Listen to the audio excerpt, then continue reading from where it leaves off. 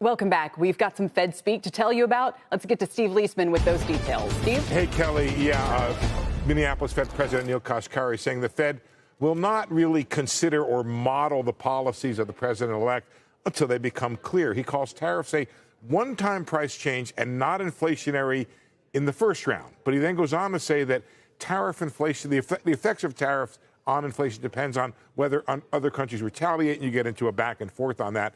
That has a longer-term inflationary effect. He expects the strong labor market and the economy to continue to be strong over time, and he says consumer spending continues to surprise to the upside. If inflation surprises to the upside, he said that's the one thing that could give the Fed pause in cutting in December. So he's sort of backing into the idea that he doesn't expect the Fed to cut in December. He said he doesn't expect a big surprise from the labor market. More on the inflation side is where a surprise would come from.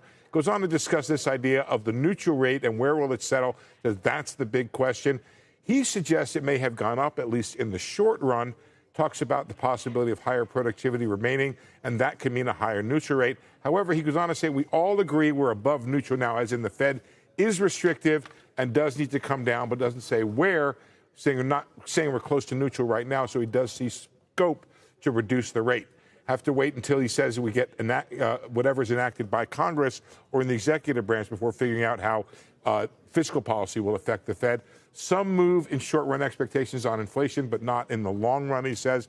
Says the Fed is modestly restrictive. And finally, the bar for stopping balance sheet runoff is quite high. And one other thing, Kelly asked about this idea of potential presidential interference in Fed policy. He says he is confident the Fed will focus on its economic goals and not respond to pressure from Washington. Kelly?